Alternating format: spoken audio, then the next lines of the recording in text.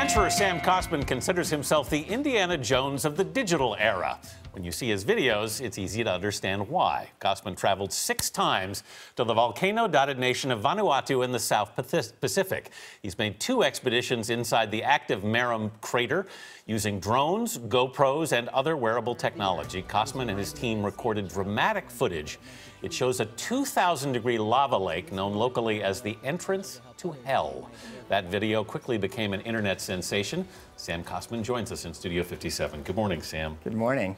You've described being in the volcano as like sensory overload. You go down where it's 1,000 degrees. Yes, that's correct. It's extremely hot. It's overwhelming. And just the act of getting there requires a Herculean effort. Some refer to it as a reverse Everest, because instead of climbing to the summit of a frozen planet, you're kind of descending into the molten core of it. So how do you do that? It requires a lot of planning, a lot of preparation, but ultimately, it's a 1,200-foot descent, and you're climbing down on a relatively heat-resistant rope, about 1,200 feet, the vertical height of the Empire State Building, and eventually you can walk to the edge and stand there and look into the center of the Earth.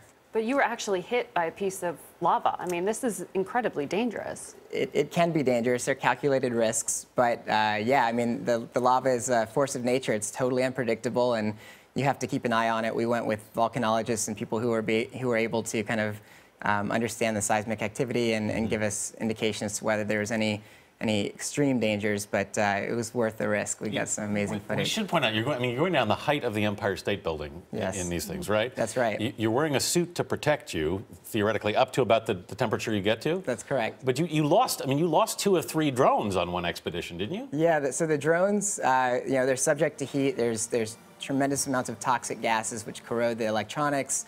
The rotors themselves tend to melt, as do our cameras.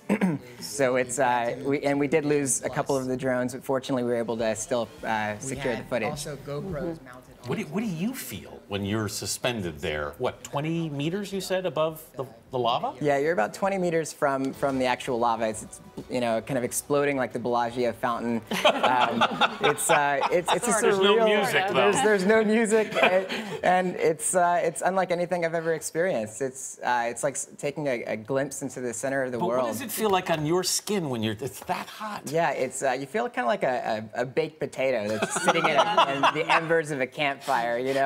I mean, you can only stand there for a couple of seconds before it's too hot to to stand any longer. So you go back. The edge is about 200 degrees, and as you approach by the wall where you drop in, but then as you walk towards the shore of the lava lake, it's about 1,000. Why do you do this? What do you want people to understand?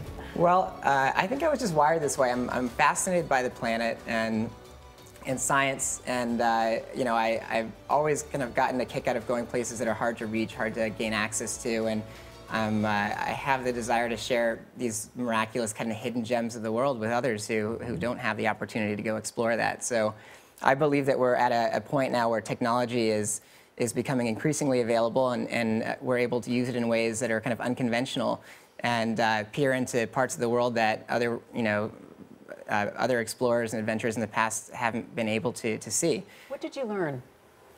I learned a lot about myself, what I'm made of, and I learned a lot about volcanoes, actually, along the way. An interesting fact of volcanoes that I thought really interesting is that they emit huge amounts of sulfur dioxide and toxic gases, which most people would think are attributing to the greenhouse gas and global warming, but in fact, the gases serve as, they kind of reflect the solar radiation and serve as a cooling factor for the Earth, so it's quite the opposite. And now you're partnering with National Geographic? Yes, Tell us about that. Correct. So, I've been familiar with National Geographic since I was a kid. My dad used to read them to me, and I'd say that was probably one of the things that helped influence who I've become. But I came back from my trip. I created a viral video. The video got picked up by National Geographic for their short film showcase, and that's what opened up a dialogue to produce now a series of expeditions with National Geographic. So it's quite exciting. Well, congratulations. I bet you don't miss your tech desk job. I miss the guys I used to work with, but the job itself, not so much. Please be safe. I will. Thank you, Sam. Thank you so much for having me.